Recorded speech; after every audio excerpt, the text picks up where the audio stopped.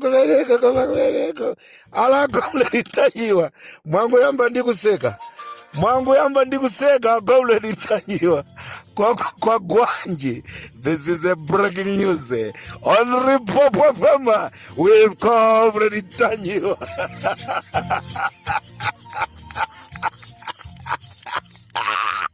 Aedzekedwa.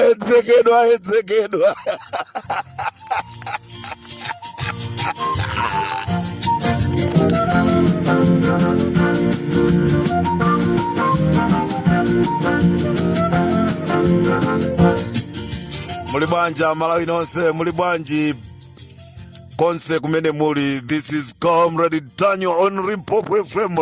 Anthu akhala kutumiza ma message kuimba ma telefoni. Alikodi zikuchitikazi mukuziona, mukuzimva, nanga zikukhala bwanji, nanga wabakili muluza akuziwa kuti zinthu zavuta kunjaku.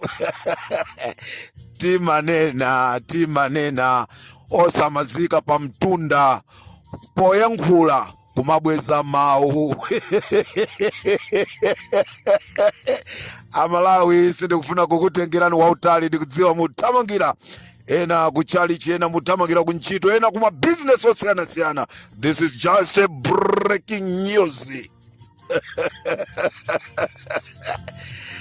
Again zikale ngoma alephera kugona kunyumba.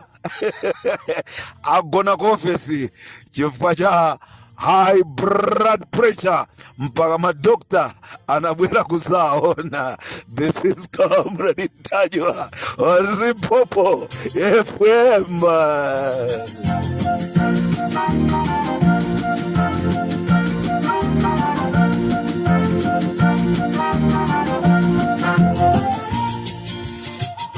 Limpopo FM.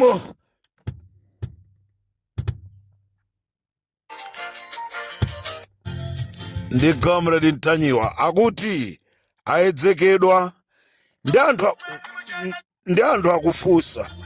Anthu akufusa kudera kuti zakhala bwanji kuti aedzekedwe pamene yeye ndi amene amadziwa kuyedzeka kuti iyayi kodi imakwana nthawi ngati imene yakwaniramo nkuedzekedwa. Kodi mwamva akuitanisa galimoto ankaka imene anamugulira nsing'anga akuti anapasa mankhwala olakwika.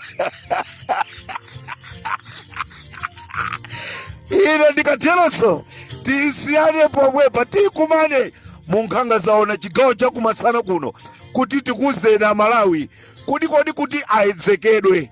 Anaedzekedwa bwanji, zinakhala bwanji? Ndikuti last minute is always dangerous. Last minute ndi imene tu anthuwa aedzekedwa onse ndikukapezeka zonena kuti amene amazitcha kuti ndanamandwa zavuta.